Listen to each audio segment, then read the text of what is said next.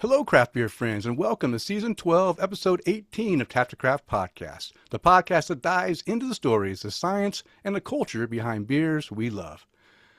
I'm your host, Denny Luce, broadcasting from Boise, Idaho, where the beer is cold, the hops are plentiful, and the only theory I'm usually working on is whether I should open one more beer.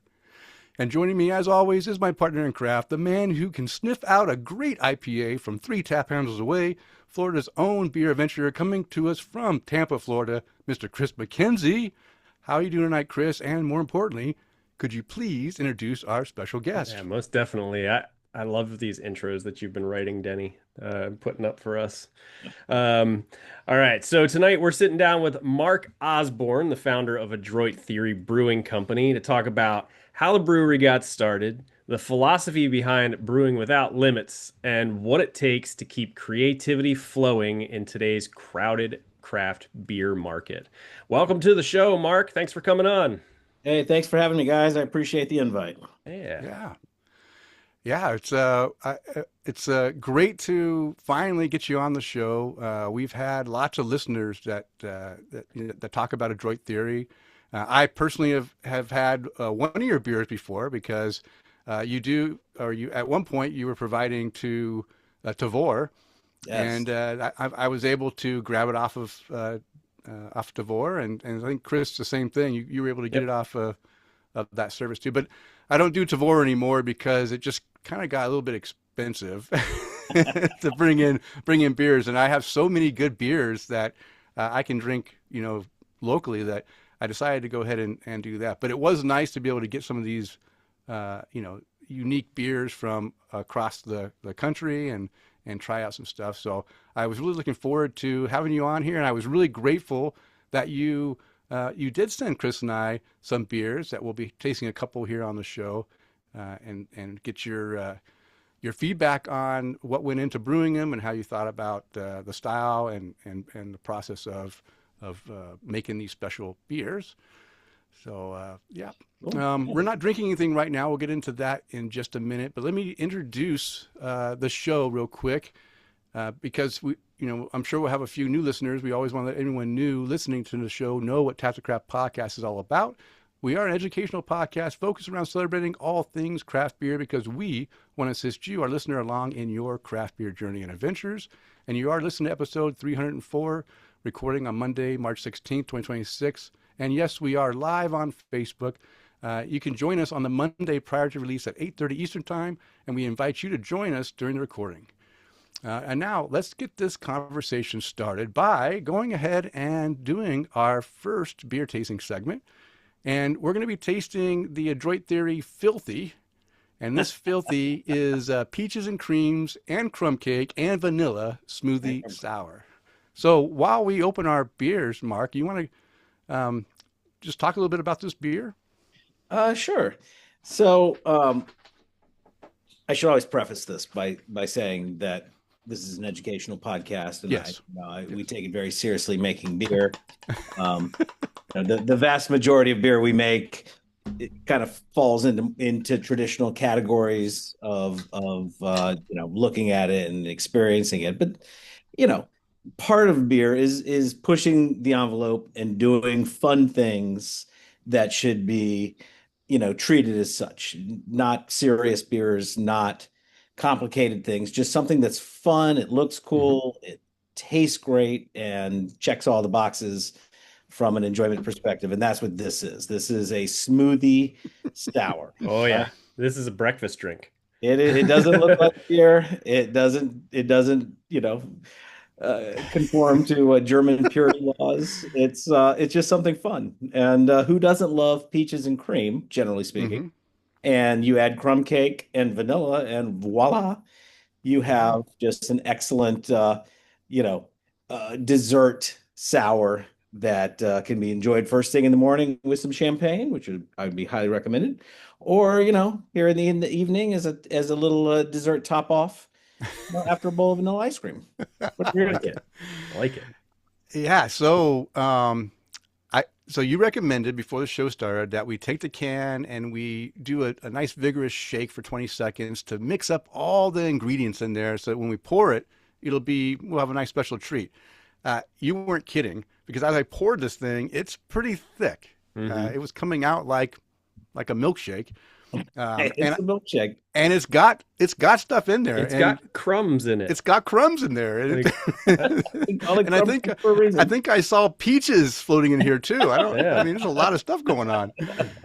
But yeah, it's definitely, you definitely can't see any light through this thing. It is definitely, it was thick. It's thick. And what's funny is that's not even like the thick of the thick. It's thick just of the thick. a normal amount of thickness, I suppose you would say. But yeah, there is a tremendous amount of adjuncts that we add to these beers to give them the heft, the milkshake. I mean, the whole idea is like if you've ever been to like Tropical Smoothie, the fast food place, they make these smoothies and they're like, wow, that's freaking delicious, man. Down the hatch and like let's make something like that, but with alcohol. Like that was the whole concept. And I think we hit it. So thick, creamy, jam-packed with fruit flavors, but also has that dessert quality.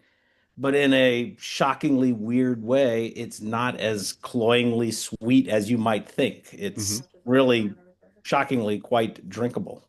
Okay. So you can, the aroma is very pleasant. You get a little peach fruity in there, and cinnamon from the crumb cake, and maybe a little bit of that lactose or a little bit of vanilla character in there. So it smells just like you said, peaches and cream and crumb cake. So have you taken a sip yet, Kris? Not yet. The smell I got out of it, it was like opening up a can of peaches. Like it's all right. I had to bring a napkin up because I'm going to wear this one. Oh yeah, that's dessert. It tastes like peach cobbler.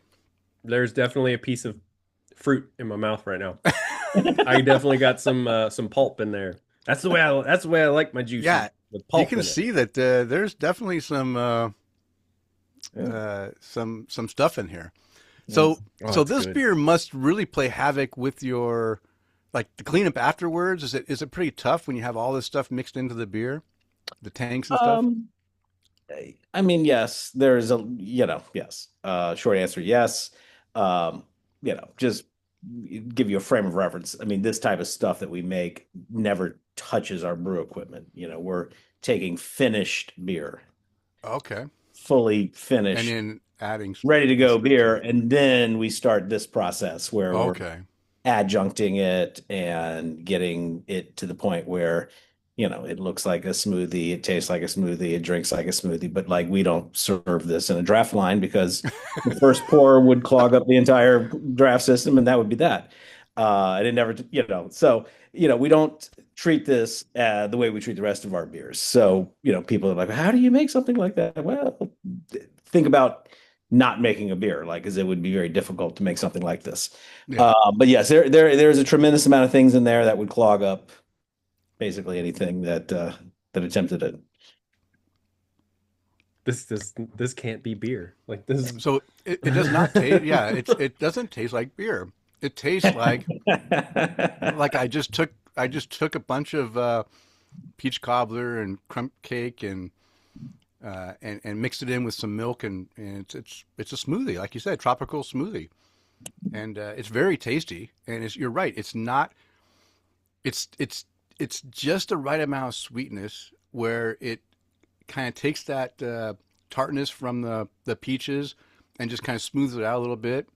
And the crumb cake adds texture to it for sure, and cinnamon, and some breadiness that kind of also kind of blends in well with the tart peaches and the cream. It's actually really good. I was afraid I wasn't going to be able to drink this whole can, but I think I will be able to drink the whole can.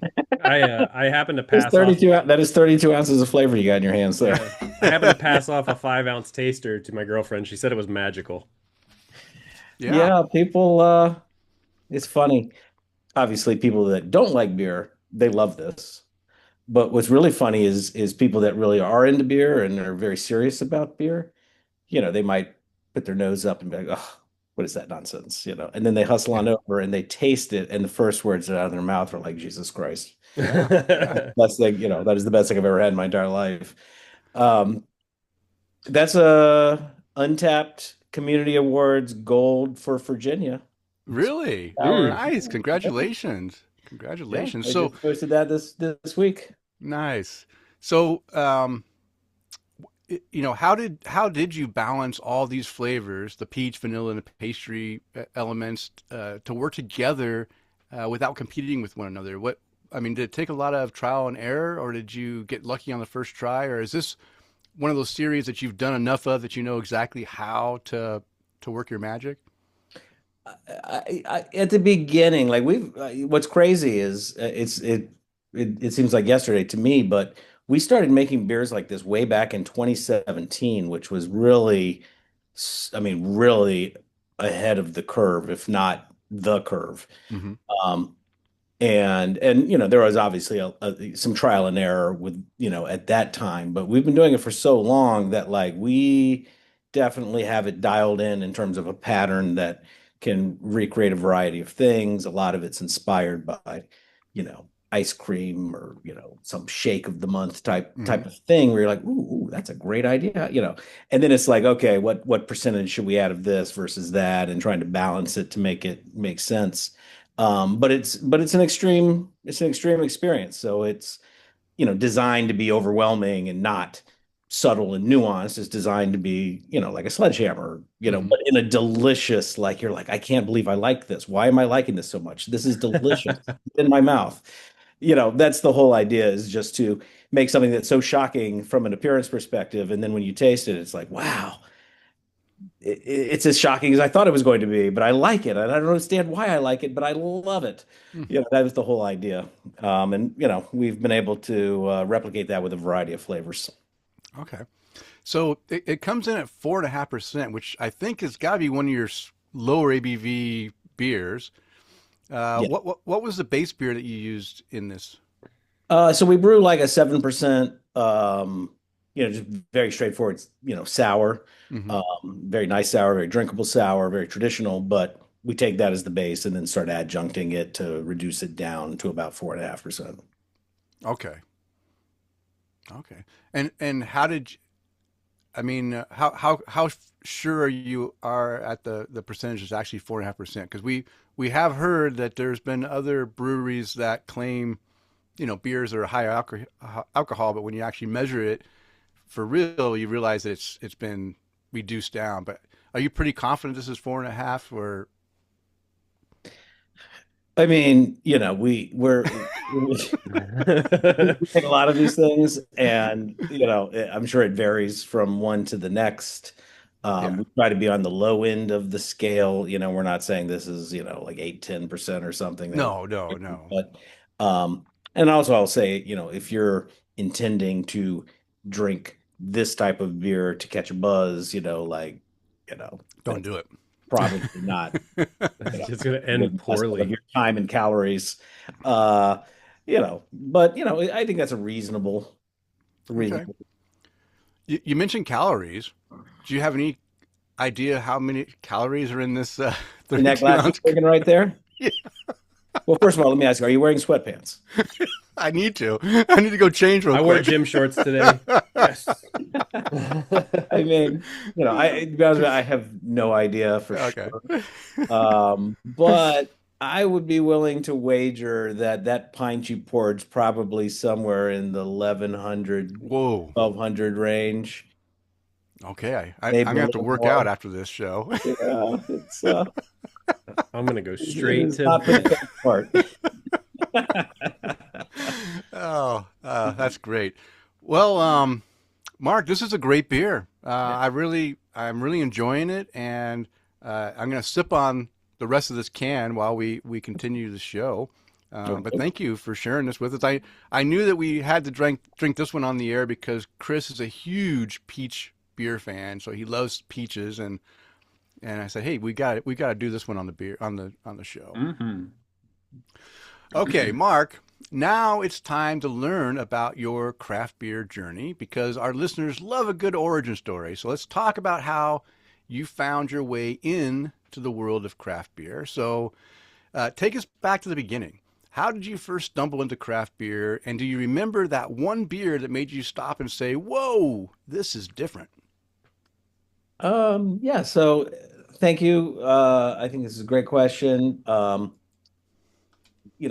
like probably most people, like when I was in high school, doing dumb stuff Yeah, with yeah, my yeah. dumb I high was there. school friends, and there was no craft. It was really more of a volume issue at that point. Hmm. But I went to college, and of course, more dumb stuff ensued. But I did a studies abroad while I was in college, and I was in England, and part of the course was like really experiencing English culture and going out and doing the things everybody else was doing, which was going to pubs. Hmm. And that's where I discovered cask ale, Oh yeah.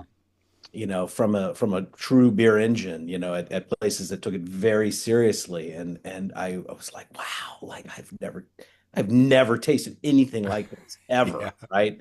And it was just so mind-blowing that this was something you could just walk around the corner and it was just sitting there at the bar and you could get it and people loved it. And I just really got into it. And when I got back home, it was just like, wow, where can I find something even remotely similar? And answer is really not really. It was very Yeah. difficult to find things that were close. This is in the early 90s. Um, but it basically piqued my interest. And, I kind of poked around through the 90s and I distinctly remember drinking New Belgium's Fat Tire, Hmm. which was, I mean, this is, like maybe mid 90s, like 95, something like that. And just like, wow, this is, so flavorful, so malty, and it just reminded me of my time in England, and I enjoyed it so much that it inspired me to, find it and drink it, which I did. And then once I started drinking that, then it was like, well, I'm going to move on to other things. Hmm.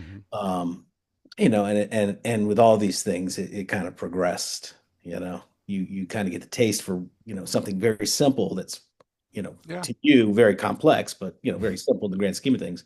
And then you move on to the next thing, and then you move on to the next thing, and like Dogfish Head is local to us, Hmm. and I remember going to like beer dinners that they would host, and this is like in like the early 2000s, and they were just breaking out these beers. And it was just like, whoa, like this is crazy. This is, I mean, this Mhm. is bananas. This is crazy. And then, and then you'd master that, and then you'd move on to the next thing. And by the time I got into the late 2000s, it was like, wow, like it was a thing. And then the seed was planted, like, hey, maybe I should start making these things myself.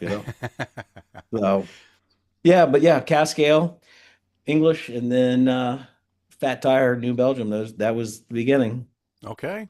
Yeah, that's a good story. How did you, like when you first had real ale in England, uh, it comes across kind of flat, right? Yes. It's not bubbly like we have it here in the States.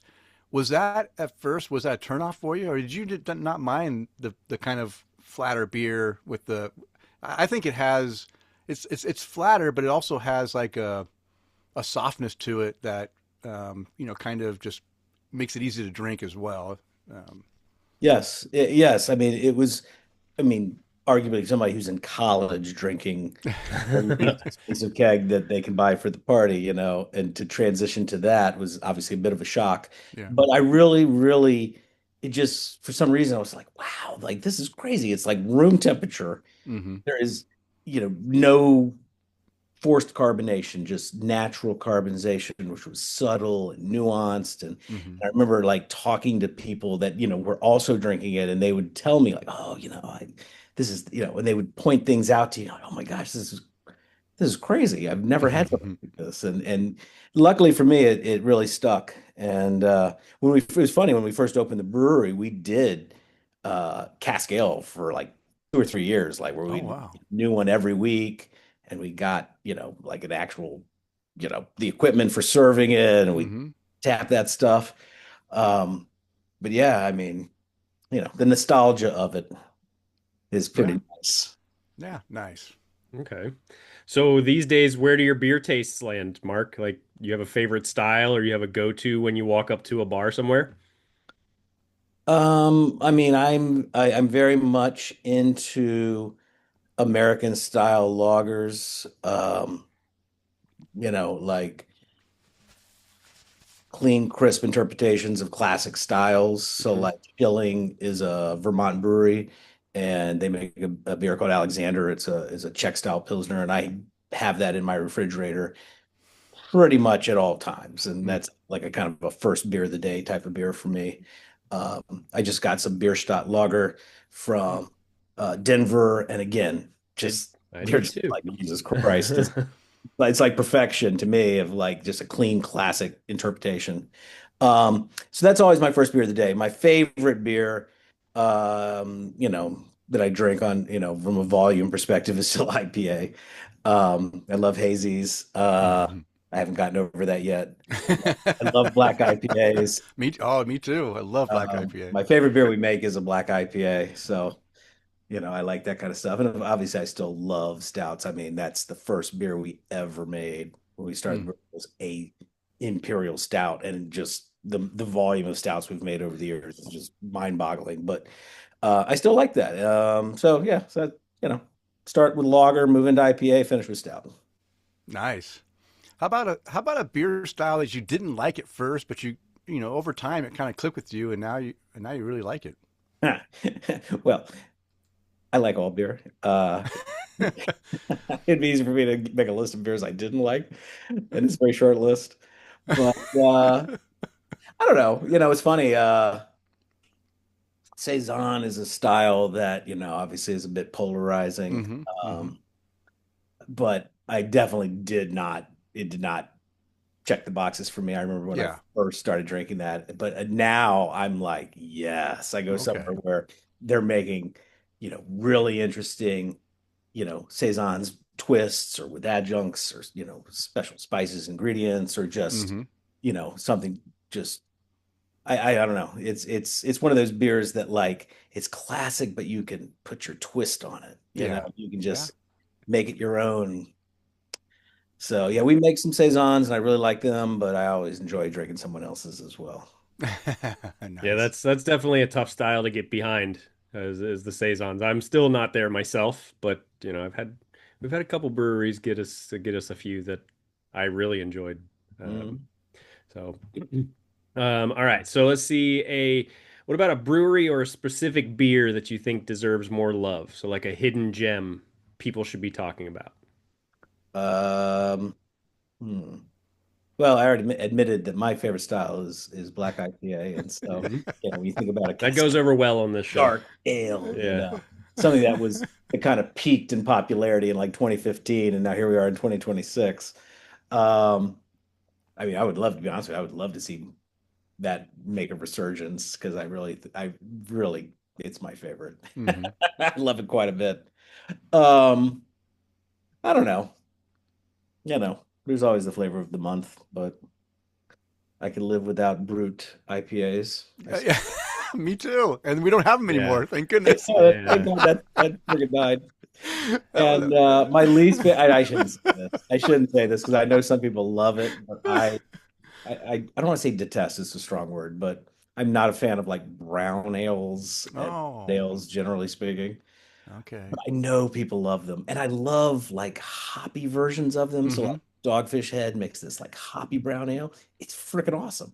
And then I Yeah. drink a regular brown ale, and I'm like, oh, Yeah. yeah. Yeah. Yeah. So Grand Teton's Bitch Creek is that hoppy brown that I okay, fell in love hoppy. Yeah, with. it's gotta have the word hoppy in it. It's gotta have, I don't know, just by itself and just like, I don't know. I shouldn't say that. I Okay. should probably readdress it. We have Uh, one of the first brewery in Virginia is a brewery called Legends out of Richmond. I mean, they've been around forever, and I'm sure they make other beers, but I think conceptually they only make one beer, and that's a brown ale. oh, really? Yeah. They're kind of like Yingling, like, Yeah. this Yeah. is what we make. We make this. They make brown ale, and yeah, you go places in Virginia, boom, there's Legend brown ale. There it is. Nice. So I shouldn't say that. I should say I just haven't been properly acquainted with it. Let me put it like that. Just gotta It's find the right okay. one. Yeah, it's okay. We, I'm a big fan of Saison. I'm a huge fan of Black IPA. It has made a resurgence in the fact that it comes around almost seasonally now. In the last Mhm. 3 years, it's come around wintertime, and I soak it in and just drink as much as I can until it comes back again. But I where we differ is I do love brown ales, hoppy, nutty, regular brown, anything. I just love the fact that it's just a, it's in between the lighter lager and the darker, porters and stouts, and just gives you a little bit of that malt toffee character Hmm. that just makes it drinkable. And as long as it's not too sweet, as long as it's like well balanced. Um, but hey, everyone has their own enjoyment, and that's good. So, looking back, is there a brewery, a beer, or even a whole style that's disappeared that you wish would make a comeback? Now, you said Black IPA, but it has kind of made a comeback. Is there one besides Black IPA? That's not brewed IPA. Yeah. Please no. Yeah, I don't know. That's a hard one. So here on the East Coast, there is a brewery called Trogs, which is in Oh yeah. Pennsylvania, Yeah. and they're a pretty good sized regional brewery, and they really make some really, really nice, really nice beers. Like their worst beer is better than, better than most. Um, but they have this thing called they call their Scratch series, which is basically just them experimenting and putting it out, to the Hmm. general public, see how well it sticks. And I remember that they made this hoppy porter, which Oh are two wow. words that you hear in the same sentence that often, right? Um, but it was a hoppy porter, and it was magnificent. I mean, it was just Mm. absolutely like, wow, yes, yes, light-bodied, but full of that, chocolate dark roast things that you'd Hmm. expect from a porter, but not a stout, right? Yeah. But jam-packed with hops, and I mean like not juicy hops, I mean like bitter, piney, more old school. And I was like, yes, yes. And it's funny, they I guess it was a big enough hit that they released it, for like a year or two, and you could find it, and then it just kind of off into the ether it went. Hmm. But Hoppy Porter, man, I would love to see more stuff like that, where it's not just Yeah. a dialed back stout. Yeah. Yeah. Nice. Nice. Okay. Well, guess what, Mark? You did great on that craft beer journey segment. Hey, there you go. Some great answers.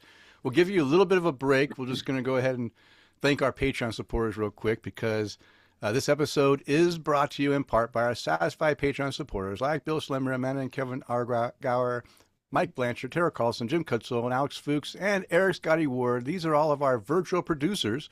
And we have Tom Byrne, Jeff Seiler, Johan Halberg, Kelly Massa, Mark Church, Eric Grownley, and Batman Dan, who want to buy us a virtual beer. And you can be like Peter Tim, who wants to toast the hosts. If you enjoy the content we provide, we invite you to support the show by toasting your host or buying us a virtual beer or even becoming a virtual producer. You can explore the options on a support page by visiting patreon.com/tapthecraft. Okay, that was a nice little short break for you to get some more beer. Well, he had his But we're pinky up and gonna everything. Look at you. go. We're gonna go right back Damn gentleman. to interviewing you with the Brew Buzz segment. The Brew Buzz is devoted to discussing various beer-related topics. In this episode, we're gonna learn all about Adroit Theory Brewing. All right, Mark. Yeah. Every brewery has an origin story. What was the moment that you realized I'm going to start a brewery? So the year was 2009. That's when I got my first inkling that I might want to do this. And again, I Okay. wasn't coming from. I worked at this other brewery. I worked in the distribution side. I was not in the beer or alcohol industry at all. So I mean, Hmm. it's coming at it strictly from a fan perspective, somebody that really loved beer. And my wife and I would travel around the country and Hmm. go to beer festivals, go on beer cruises. We drove our RV all the way across the country, hitting breweries, and just really kind of soaked into the culture and that lifestyle. But it was really 2011 where it really kind of cemented itself. Like, man, I'm going to be 40. I can see it. I can see it in the horizon. Like, whoop, there it is. I'm going to be 40, and I liked what I did, but like I was like, man, I need to do something different, need something challenging, something exciting. And at the time, Virginia really was not on the beer scene at all. So like the Vale didn't Mm. exist. Aslan Hmm. didn't exist. The answer didn't exist. Like there was Legends and like maybe like 10 other, breweries that all kind of, for the most part made the same thing. Hmm. Nothing exciting, nothing like what I was interested in drinking. So I was like, no one else is doing it. I should do it myself. And so I told my wife this, or I guess I floated the idea by her, and she thought it was a great idea and said we should do that right away.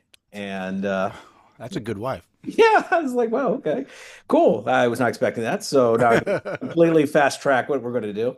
But yeah, no, we just started, scheming out what we were going to do. And I remember we were debating what the name of the company was going to be, and we had come up with a name, and went to go get it trademarked, and the lawyer was like, "Oh yeah, no, that's absolutely not going to work. Don't even bother, trying to go down that path." And so we're like, "Shit, what are we going to do?" So we had gone to Dogfish Head in Rehoboth because we were on vacation, and we were enjoying ourselves at Dogfish Head, and we got back to where we were staying, and we're like, "All right, let's come up with a name." And we were sitting there, we were like going through the thesaurus because we'd already designed something that started with the letter A. And we're like, okay, well, let's start with the A's and see if we can find something that's going to work. And she came across the word adroit. And she's like, do you know what this means? I'm like, I have no idea what that means. What does it mean? And she read the description of what adroit means, which is you're basically a craftsman who's very skilled at your trade. Oh, okay. I was like, oh, I was like, adroit, yes. The granted, I'd been drinking 90 minute and worldwide stout all day. And I'm like, yes, it's a great idea. And anyway, so long story short, we stuck on the name Adroit and tacked on theory because we made at the time theoretical concept beers. Hmm. And, off to the races we went. I'm stuck. Okay, well, there you answered two questions in one. But I have a question. Can you tell us what you were going to name the brewery? It was going to be called Antithesis. And thank goodness you didn't. I'm so glad you I know, decided to right? Like go. it's like a tongue twister when you're not drinking.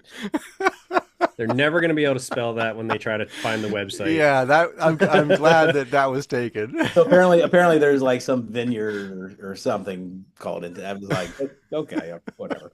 It was funny because we actually later made a line of beers called the Antithesis line to kind of reference that as a lower ABV option because we're known for making higher ABV Hmm. beers. So this was the Antithesis line of lower ABV beers, and we kind of dropped that after a while. But yeah, we call it Antithesis. Oh, I mean, it's fun that you can do that. It's Yeah, like, hey, I remember like when we were Adroit going to Theory do this? much better. Yeah, I do too. And then, you remember when we were going to use this name? Like, let's make a line of beers out of it. Yes. All right. So with the exposure to the beer culture in places like England and Ireland and Germany, how do you think that those experiences helped shape your philosophy behind Adroit Theory? Uh, well, I mean, in hindsight, I think I probably should have respected the traditions of what preceded me. Because obviously they've been making beer for a very long time, and they make, I mean, world-class beers, right?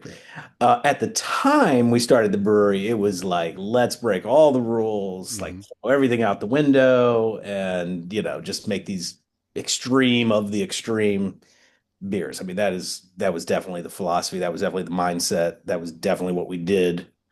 I mean, for the first 3 years we were in business, we didn't make a beer below 7%, which Mm. Mm. you know is definitely strange. When someone comes to the brewery, there's nothing they can just drink, uh, and enjoy themselves. It's like, Yeah, okay, they, well, we have this 9% beer, we have this yeah, 12% beer, and we have this 50% beer. Which one do you want? Um, yeah. It's not good when you bring customers in and they just have one beer and leave. That's well, not. yeah.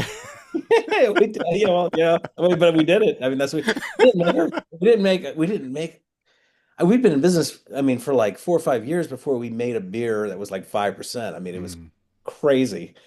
Um, but on the flip side, we curated our own customer base, and Yeah. those people were very into what we were doing. They were very interested in that. And again, I'm not saying that they wouldn't have preferred to have a nice, beautiful Pilsner to drink while they were sampling these other beers. Yeah. I mean, Yeah. clearly they probably would have liked that, but the extreme hardcore aspect of like, wheat wines and barley wines, Mm. imperial stouts and double imperial stouts and triple imperial stouts. I mean, like, you kind of attract your own clientele, which was Mm. 100% men, by the way, just in case, and like they'd be like, Really? well, some women would come with their husbands, but they were clearly the designated driver. So, there was that. I will say that my wife loves triple IPAs. I'm not a big fan of triple IPAs because it's just too big. So Adroit Theory definitely would attract my wife to Well, come there you go. drink those big Driven beers. her around. Yeah, I'll be driving her home. All right, nice. Yeah.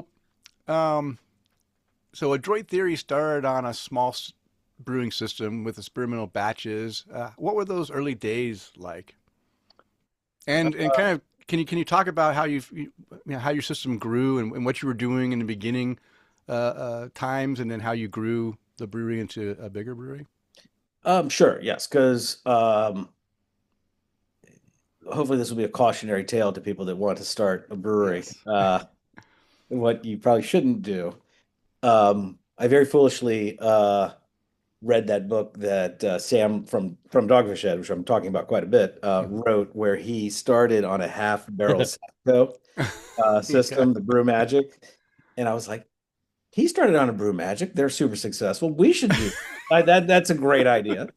I mean, what And do this they we say? did. If you want to be We successful, find Yeah, what the if successful you want to people have a big did successful brewery, and you copy should do a them. half barrel of beer each time. Oh my gosh. So no, I'm not kidding. That's what we did. We bought that, and we brewed. I mean, we brewed on that thing quite a bit. And Yeah, we opened up the brewery with a half barrel system, and I mean, of course, within like one day, sold out of beer, and it was like shit. So we bought a second Sabco, so we had two. So now we could brew a barrel all the time. But still it wasn't enough beer. So we started contract brewing, which, there are obviously some pluses and minuses to doing, but we did it and we were able to get some bigger batches made of like some recipes that we Mhm. felt were good enough to at least attempt doing a 30 barrel batch of. Oh wow. But it was reasonably successful. And we did that for 3 years. Hmm. 3 years, and then we bought our own system, which was a 10 barrel, a very Hmm. modest system, but from a half barrel to 10 barrel, obviously Yeah. huge, scaling. Um, and obviously there was some learning curve along with that. And in that interim period, we also continued to contract brew. As a matter of fact, we even did more contract brewing so that we could just fulfill, demand because people wanted to buy it at distribution and wholesale and all that good stuff. Um, so we continued to do that. Um, and then eventually we were able to self-sustain ourselves and eliminated contract brewing and was able to brew everything in house. But even then, it's still very limited in terms of what we can do. We have bought more tanks and expanded, but at the end of the day, um, we're a lot smaller of a company, I think, sometimes than people think that we are, relative to other companies of a similar, notoriety, I guess I should say. Uh, but yeah, if you're going to start a brewery, I highly recommend not starting it on a half barrel system. And especially not two half barrel systems. We actually will see even crazier. This is the crazy part. So we brewed two batches a day, two at a time. So Yeah, we could that's net 2 barrels a day. So 4 batches with two men doing this. I was just like, this is batshit crazy. But that's uh, what we did. And we did it like 5 days a week so that we could net out like 10 barrels of beer over the course of 1 week on this little yeah, sap system. Mm. I yeah. mean, it thing was beat to hell by the time we were done with it. I mean, I do have to applaud people who start with a one barrel system to even be able to do that. A half barrel, that's crazy. Crazy. But uh, being in Virginia, had you visited Bad Wolf Brewing in Oh yeah, Manassas? funny story. My wife runs our distribution company. Mhm. And she actually distributed for Bad Wolf. She Oh, sold all their beer that they sent out to distros. I'm very familiar with Bad Wolf. yeah. So when I would go out there for work to Manassas, I found Bad Wolf when they were just just in a little strip mall with a small little tap room that only seated 6 people, and they had their whole brew system, which was basically a 1 barrel, three vessel system right there in the tap room. Hmm. And they were just brewing like a cooperative brewery type thing, and I just fell in love with the beer because it was small batch and they could do anything with it, right? Because they weren't committed to having massive amounts of ingredients and stuff. And I would just go after work every day. I'd go and just drink their beer because they're making some really great stuff. Hmm. And that was I was amazed that at that time it was the smallest brewery besides a home brewery system that I had come across for a commercial brewery. But now I know one that was even smaller at a half barrel, two Yes. two half barrels. So Yes, Mm. yes. Yeah, no, but I completely remember their space. And mhm. Jeremy was Yeah, the owner of the brewer. And yeah, yeah, well, they made some nice beers. They had a nice reputation and a nice little following. Um, yeah, that's great that you got to try that because that was as experimental as it gets. yeah, yeah, yeah. It was, So then, Mark, what made you guys decide to build a brewery around just concept beers instead of, like flagships? Well, again, in hindsight, now that I'm talking saying it out loud, it kind of seems bad. But you know, I don't know. I started the brewery because I love beer and I wanted to make the types of beers that I was interested in drinking. I Mm. didn't give a crap what the customers wanted, clearly, and did whatever I wanted to do to make myself happy making beer. And I know from my consumer perspective, at least again, this is in 2014, 2015, 2016. This is a long time ago. I had zero interest in trying a beer that I'd already tried. I was like, when I went out places, Okay. I'm like, oh, I've had that, I've had that. Oh, I have not had this. That's what I like. And that was the idea, is that I wanted to make new, interesting beers. And again, it might be formulaic, but these are new beers that you have never had. Like we mhm. this before, this is with this hop or with this ingredient or this concept. Where you came to visit us, the first week of June, these are the beers we have. And you come back and visit us on the third week of June, all those All new beers are beers. gone. And we have these new beers. These are the new beers we have. And, obviously there's some downside to doing that. When people find something they love and they want to come Mhm. back and get it again. And we're like, well, it's gone. When do you make it again? We're never going to make it again. I mean, that's obviously you know, some downside. But, on the flip side, people recognized that what we were doing was experimental, was, you know, testing and pushing and trying to do things that other people weren't doing and doing it in a way where there was no concern about maybe what had occurred in the past. We weren't trying to make the same beer again and again and again and improve the process. We were experimenting, and this week we're going to have this, and next week we're going to have that. And I really liked that challenge and excitement of making new things and finding customers that had a similar mindset. In hindsight, maybe you do that and you Mm. find Uh, a handful of things that are, a rock pilsner, solid, rock solid a brown ale. options. Oh, okay. So, on all your cans, you actually keep a number on here. It's called a ghost number, right? Yes. And that's because I'm assuming you name it a ghost number because it's gone. It's here one day and it's gone the next, and it's like a ghost. It never There you go. existed. It vanishes away. Yeah. So this it looks like this filthy is it a 1610. 1610? Is that right? So that's your 1610th unique beer. Is that what that is? Yes. Okay. So We with do that being said, recycle. We do recycle some that like come back. some beers that, are become evolved to the point where we're just making the same thing again and not Okay. experimenting with it. But generally speaking, yes, Okay. I think we're in the almost 1800s at this point. So, Okay. you know, Nice. in 12 years, that's quite a bit. Yeah. Yeah. So the real question is though, how do you keep the creative ideas flowing when you have so many unique beers? How do you come up with the next one? What's your, I mean, without it just being another iteration of citrus, tropical, it's you can only be creative for so long, and for all that time, you've got to be running out of ideas, right? Yes. Answer. It is much harder now than it was in 2014 or 2015, Yeah. 2016, right? I mean, and other breweries have started doing things, right?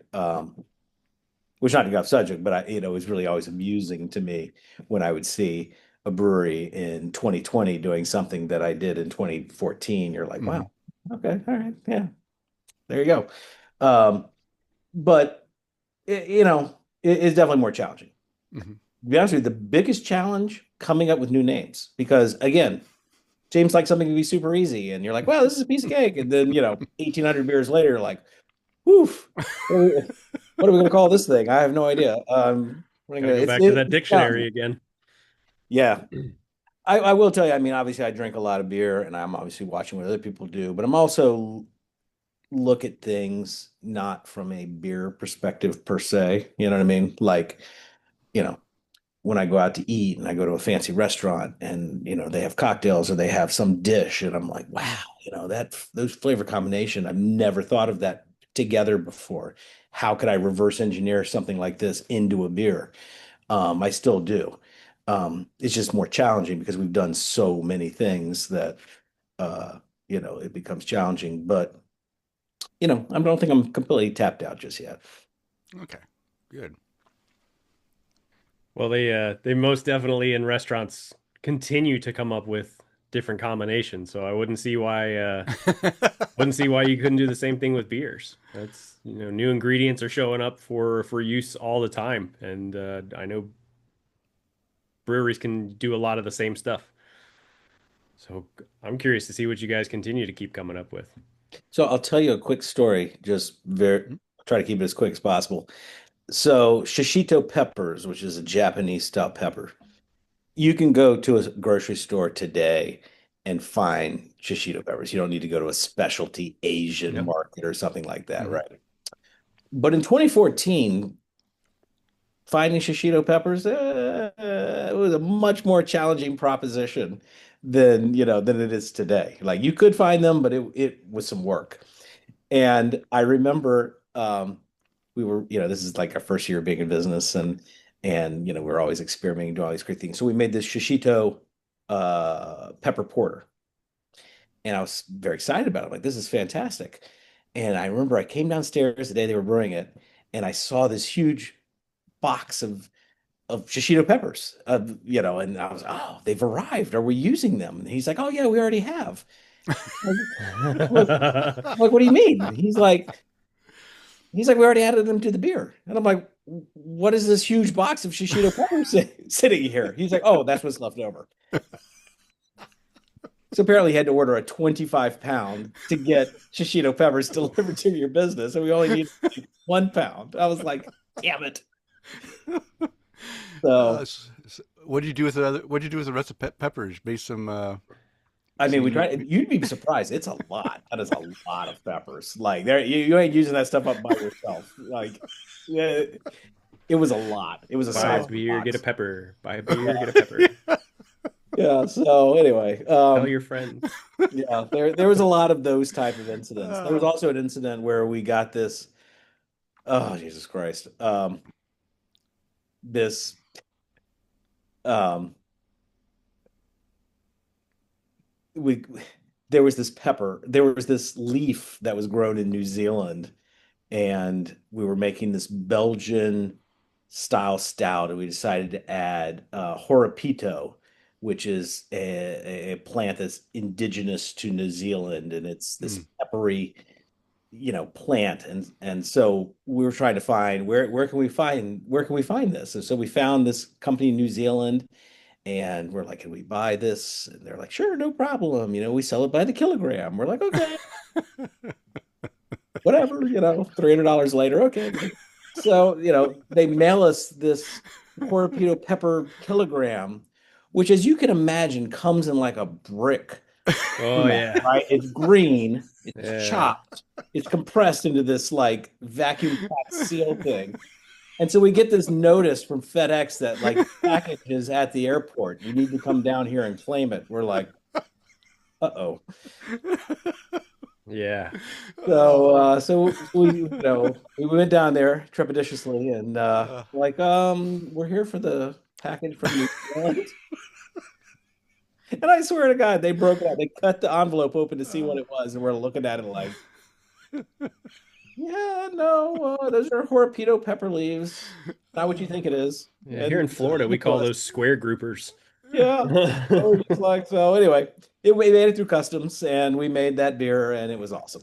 Oh, nice. Oh, wow. That's a great story. Thank you for sharing that, Mark. I'm crying over here because I could just imagine you. I can imagine the whole story. You set it up perfect, and the kilo brick was, yeah, nice. That would have even been better had you gone in and said, "Hi, my name's Pablo. I'm here to pick up this brick." You have something of mine? Yes, I want it. Oh. I want it. All right. So let's talk a little bit about your labels that you guys put on your beers. Yes. Down to the brass tacks. Yeah, let's get to what really matters here. I mean, labels are heavy metal aesthetic. Instantly recognizable. Here's a couple that I just happen to have. Right? Yeah. How did you get those, by the way? Did you actually drink those beers? Yeah, I had these. Oh, wow. That Black Science is very rare. Tavor. Tavor was Tavor. It got me that one. I love Tavor. So how important is the branding in 110%. Yeah. Tell me more about that. I mean, people, again, IMO. People buy with their eyes. Yeah. Right? Like, there's quality, there's personal taste, there's the value proposition of, how much money you're going to spend versus what you're going to get, et cetera, et cetera. But at the end of the day, you take those things away, the only thing that matters is what it looks like. And I knew that, and that's how I shop as a consumer. I buy things that look cool. Like when I'm shopping and I don't know what it is, I'm like, oh, look at that, and cool packaging. I'm a sucker. I'm a sucker for cool packaging, and I love it. I look at it, I touch it, I want to put it in my hands and think about it, and I love unboxing things and like the excitement of all that kind of stuff. So I like that kind of stuff. So when I started the brewery, I wanted to think about those things. I really was like, I want to make a beer that looks as cool as it tastes. Now, it can work against you if you make something that looks awesome and people crack into it and it sucks. Not only does it bad, it makes it worse because it looks so cool, right? Like it's just a disappointment. So, it's a balancing act of trying to balance that. But I am very much into the aesthetics of things. I like telling a story with our labels, and I like things that aren't readily apparent on day one. So, we oftentimes will make beers that are multi-part, like the label art needs to be seen in totality to understand the concept. And so we give you a little snippet today, and then 3 months later, here's part 2, and it starts to become more crystallized. But until you see part 3, you don't see the full vision of what the concept was. So, I spend a lot of time thinking about those types of things. I actually spend more time thinking about those even than, the beers, because at the end of the day, I feel confident we can make beers that taste great, look awesome, people are going to enjoy. But let's think about how they can experience the beer through a visual storyboard. Well, you guys definitely nailed that with at least the ones that I have, as far as the buying with your eyes first, because I definitely did that with this one. Ah, yes. Just out of my 80s childhood of G.I. Joe, fighting Cobra Commander over and over again. I saw that and I was like, I have to have it, even if the beer sucks, which it didn't. exactly. You Let me have to preface have it. it. It did not. Okay. Have to have it. You Yeah. have to have it. And man, we have a running joke on the show with some of our listeners. Like, we read people's untapped check-ins, and like they'll take a picture of the label, and I'm like, yeah, Chad, you bought that one because of the label, and he'll text us like the next day after he hears the show, and he's like, yeah, I definitely did. Oh, yeah, the worst is when it's like it doesn't match up, right? Like you buy something that looks Yeah. awesome and it freaking sucks, and you're just like, ah. But but that label, which is a multi-part, I mean, that's a 12-part It Mm. was Cobra 12. Games series, 12, and then there's like a 4-part Dreadnoks extension, and then there's a 4-part Viper extension. It's a whole thing, but that's part 7 of a 12-part series. But if you look at that artwork, you pull that back up. So it's the concept is it's a triptych, which is a So three it's 3 pieces. panel, a 3-panel um, thing you see in Catholicism and in like classic, you know, Eastern orthodoxy of like Hmm. how they would build structures. So that was the structure, and then the concept was, I don't know if you remember back in like 2008 when Barack ran for the Oh first yeah. time and he had those Hope posters, Hmm. Hmm. and it was this, you know, monotone inspirational poster of, hope.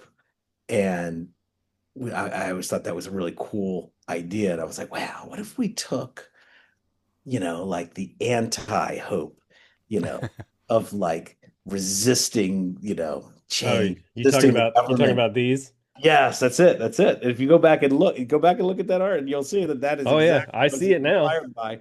Very much. And yeah, so it'd be like, what if we took that and took like Cobra from G.I. Joe and like made them, the I anti love it. anti in this like Uh, triptych setting of like propaganda and anyway, so I love G.I. Joe. It was, my childhood. So I was like channeling some of that nostalgia, but in a way that was like very, you know, high level. Most people just focused on the nostalgia aspect of it, but like the concept being that it was this, you know, anti-conformity thing, but in the guise of like Cobra. I don't know.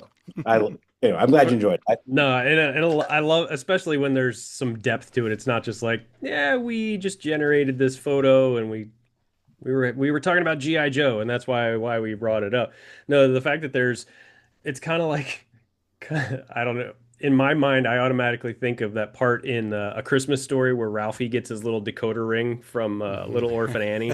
Yeah. He's like, "Oh my gosh, now I get to know what they're talking about," and he decodes it, and it's just like, "Well, buy more Ovaltine." Buy more. But you guys have that kind of thing where you're like, "No, we took this art and we made it this thing that a few of us know what it really like, what really went into it, and it's just like our cool little secret that most people would never know." Yes. Yes. Awesome. There are definitely a lot of Easter eggs in our beers, in our labels and things that, again, I realize that 99 out of 100 people that buy it are not even going to bother noticing, but like I Hmm. notice it and I put it there on purpose. Um, but yeah, always look carefully. I like it. So, so let's talk about your artist. H- I mean, obviously, you must have some in-house artists that can do all this work for you, or are you, who is doing your artwork and So no, I have no in-house people. Everything is kind of contracted, on a project by project basis. We have dozens of oh, artists that okay. we've worked with over the years. I mean, some more frequently than others. There's some that are favorites, like the guy that made that G.I. Joe one. He's one of my personal favorites. So, but I like finding the right person for the job, right? Like I have an idea and a look of what I want to do. And so it's about finding an artist where I'm not kind of like trying to pigeonhole them into something that maybe is not a good fit for them. It's a good Hmm. fit, it's a natural fit. This is in your style, and this is what I'm thinking. And then they kind of take it and run with it. I do have some local people and some, people that I've worked with a long time that kind of help me mold and shape it so that it looks cohesive. It never looks the same. Like if you line up all of our labels, you'll see just how different they are and how our name is different on every single Hmm. can that we make. We don't have, like a Coca-Cola style logo where it just, boom, boom, boom, boom, or here's the pattern, and it just, every single piece is a unique piece, but Hmm. it needs to look like Adroit Theory. Like, and again, I think that's really where we've been successful in that, you know, as different as the looks are, you walk in, you look at it like, yep, yep. It's either a heavy metal concert that I need to go to or an Adroit Theory beer. It's one or the other. Okay, so the concepts all come from your brain, though. You basically have this idea, and then you're able to explain it detailed enough for the artist to render it the way you like it. You have some artistic abilities yourself.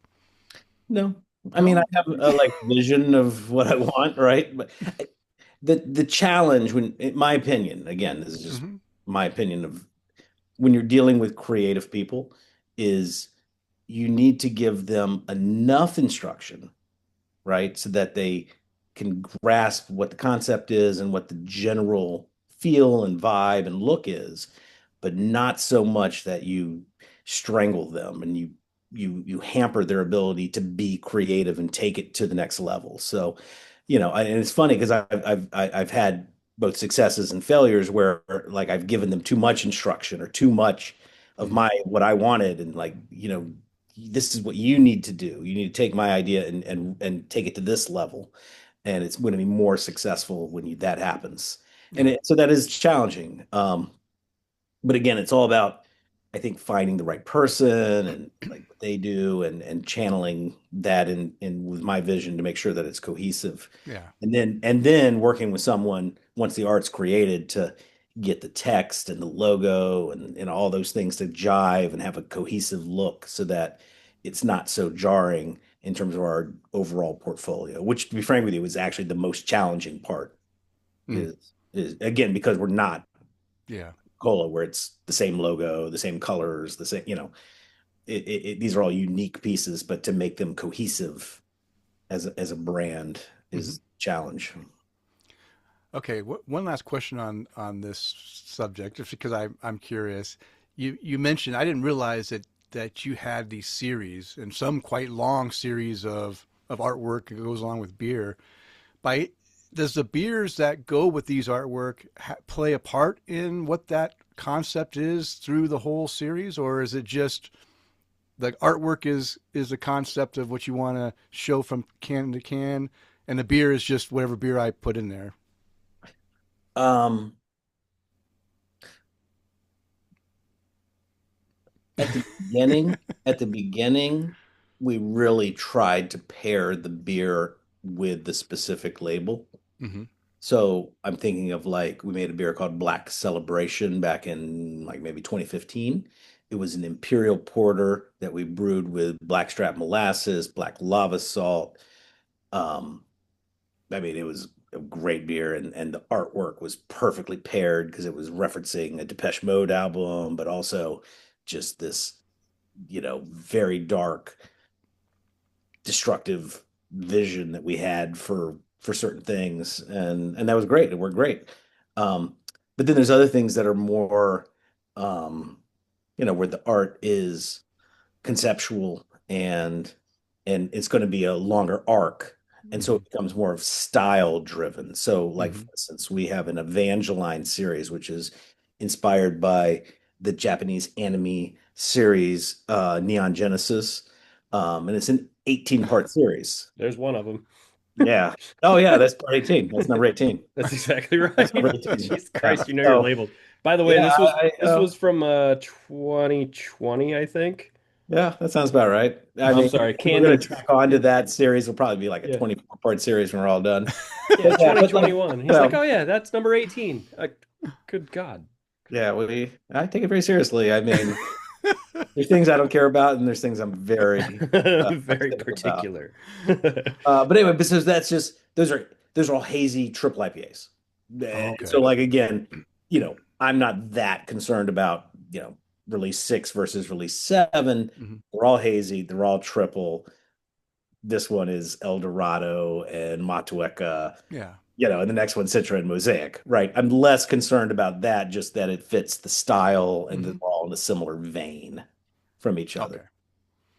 Okay. But there's Excellent. other ones that like are very specific, you know, particularly like we do like a box sets Hmm. of like collectible things. And again, it's very theme driven. Um, and again, like where each beer in that release checks a box so that it all fits within the confines of the concept. Um, we spend a lot of time on that kind of stuff. It Yeah, makes it I can fun. tell. Makes it fun And, too. and your memory is amazing because every time we called up, Chris called up something, you knew exactly what it was, and even to the number 18. That's pretty good.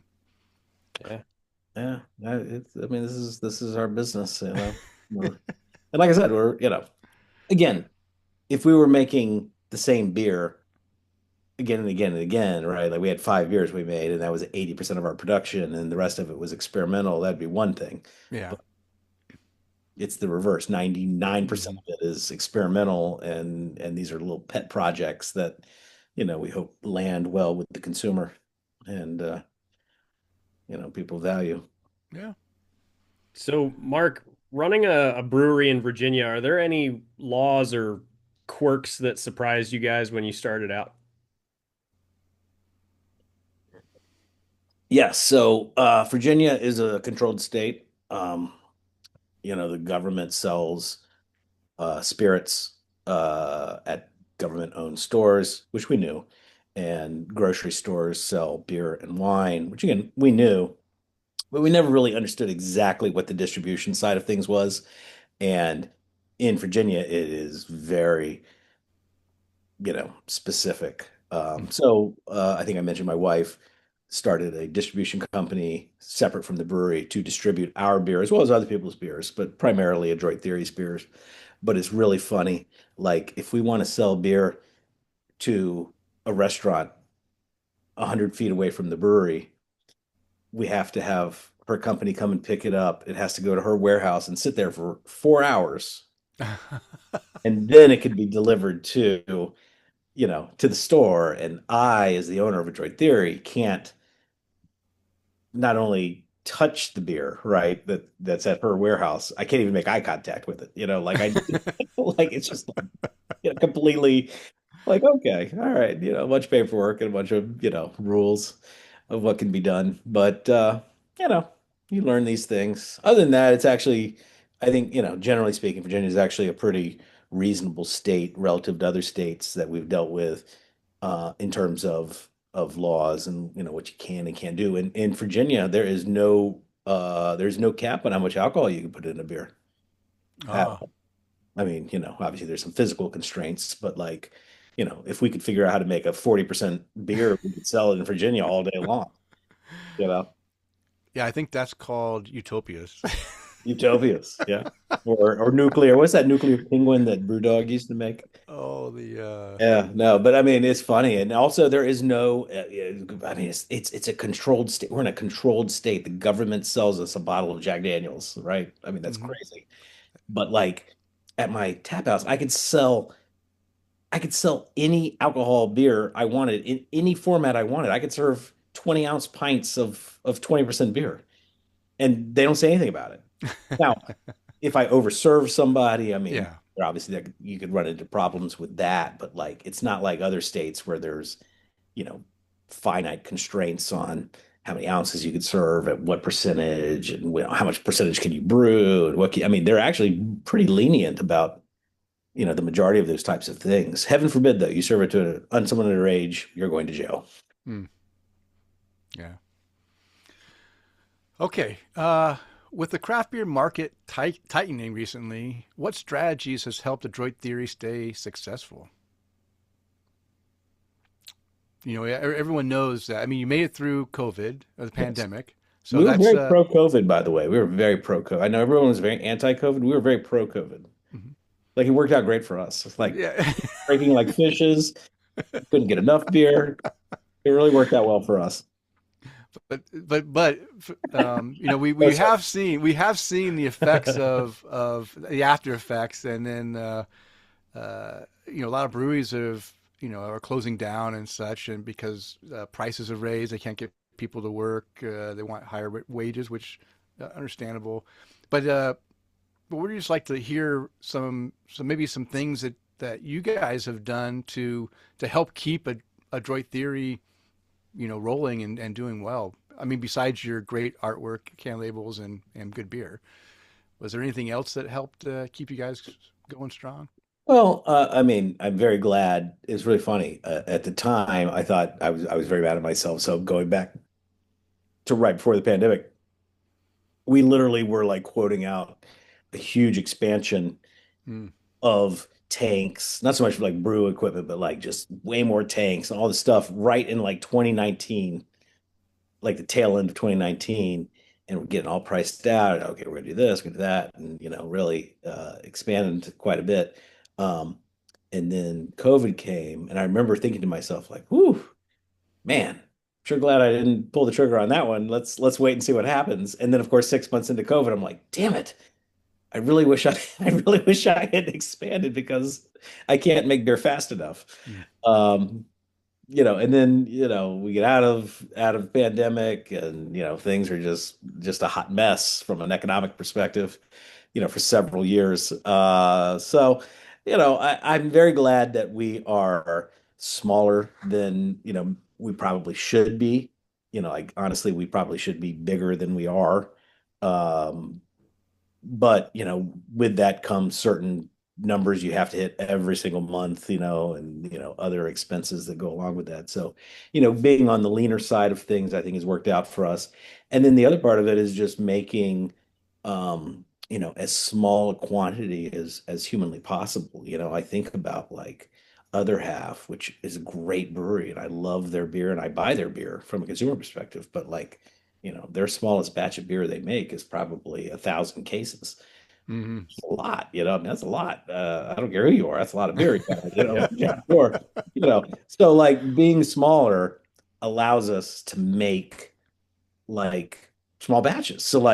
like we have our anniversary party this weekend, and we're releasing I think 7 beers just for the event, and all of them are like less than 100 units.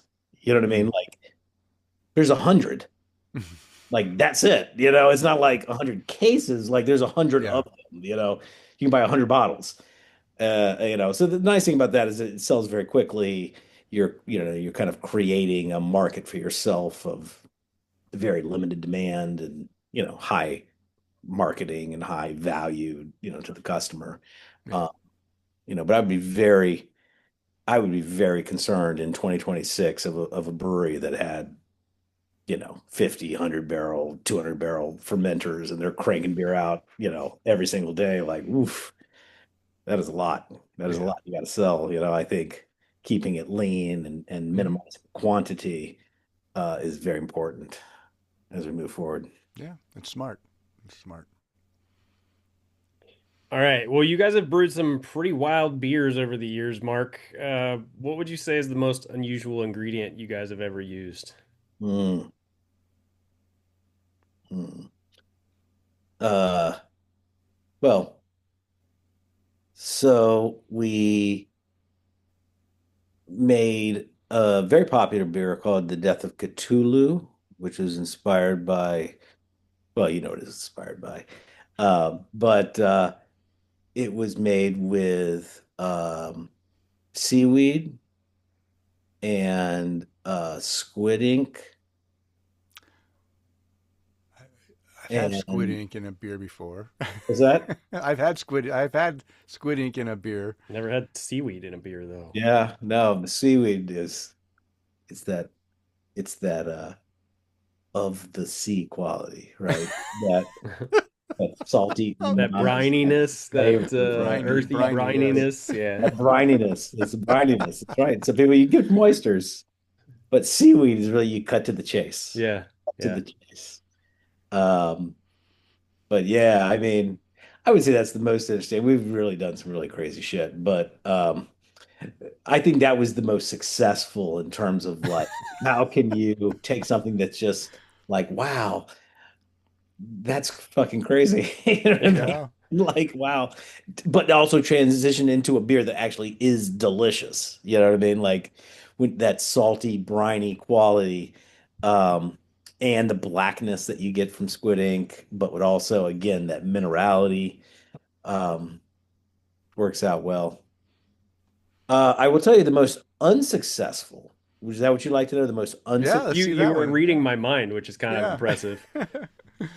So we made a saison, which again, polarizing beer from the get-go, and one that has natural, kind of funky, spicy qualities to it.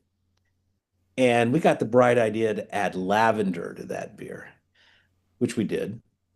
And I think from a beer perspective, it was actually very successful. Mhm. It smelled like lavender, and it was a saison, and it was really quite nice. But the rub was lavender smells like two things: grandmother's perfume and soap. So, Yeah. yeah, people are like, I think it's delicious, but all I smell is my grandmother's bathroom. And you're just like, oh no. Well, gotta Yeah. find out Yeah. somehow. Yeah, so no more lavender. No more Okay. lavender. It works well. We have a brewery here that brews for well, I think it's Christmas. No, well, in wintertime, near Christmas time, they brew a chocolate stout with lavender, and it's just enough lavender that gives you that little bit of floralness Mhm. to the chocolate, and it works really well. But I think if it's too much, it would be, Yes. and Bit it does get off-putting. hidden behind the other flavors in there, not just, Yes. I think it would be more successful. I think in a stout. I think actually that's actually very interesting because it's floral. yeah, And you've got all that chocolate, yeah, roast, and cacao and all that stuff. And it's just like just a little peak of pop of flavor would be yeah, nice. yeah, yeah. Yeah. So But if you do decide to try it again, try it in a stout. I might have to. It's currently on the ban list. We have a handful of things that are just banned. Like it's not happening. It's not happening. It's not happening. Yeah. All So right. Okay. So, um, one last question before we go into some really quick lightning round questions. We're gonna get you out of okay. here real quick. Don't worry. You've been great. We've really appreciated you coming on, but I don't want to keep you all night long. But if Oh, somebody, no. I was thinking AC/DC, but that works too. Oh, oh no, yes. yeah. But if someone visits Adroit Theory for the first time and only has time for one beer, Mm. what should they try and why? This week, what should they try Yeah, this yeah, week? yeah. We know you rotate things through. You don't have a flagship, but Well, if in general they Christ. come in, what would you direct them towards? Well, I mean, first of all, they came this week. This is so our anniversary. So again, this is going to air probably after the anniversary, but our 12-year anniversary party is this weekend. So we're making over 20 beers specifically for the event. So Oh, like if someone just happens to show up like on a Thursday, like yes, this is the best. which, by the It's way, is when this show airs oh, well, on then Jesus Thursday. Christ, hustle on over there, people. Right, Terry, we've got. I mean, this is, it's the best of the best. Jesus Christ. Um, Okay, so how I about would, or I normal would week? see because I like cheating. I like cheating. I'm not going to be boxed into this answer. So what I would do is I would do a half and half. I would come in. We have a beer called Demons Surround Me, which is a 16.66% Russian Imperial Perfect. Stout that checks all the boxes. I mean, worldwide stout it is not, but it is definitely in that same It's getting vein, there. like just as big as it gets, and just it's a beautiful beer. But I would do that as a half, and then we have some heavily, heavily, heavily hopped beer. So like we made a beer with the band Cryptopsy called None Sober, which is a quadruple IPA, 12%. Normally, these types of beers, come in at this level of dry hop, and this is the level of dry hop we did on this. We're talking Wow. double digit, just absolutely saturated. I mean, almost painful, you know, to your mouth and your taste buds. But what I would do is I would come in and be like, I'd like to get a half and half of none sober with a floater of Demon Sea. Jeez. That is Oh, I would roll. what could we call that? We call it heaven and hell, I guess. Heaven and hell, baby. Heaven Heaven and and hell. Yeah. You're going, yes. I mean, you know, and then I would chase Yeah. it with a nice pilsner. Or Uh, you know, whatever. my conscience or So, Go ahead. so, so one quick question: of those 20 beers for anniversary, were they all brewed on the half barrel system? Uh, you know, it's funny. It's funny. No, but I will tell you, by coming up in that mindset of like small quantity, small volume, it influenced what we did when we actually bought bigger equipment. Mm-hmm. So we bought all these. We have all these like one and well, actually we Yeah. have half barrel, one barrel, and two barrel fermenters. So it allows us to like brew a bigger batch of something and then Yeah. split it off, Yeah.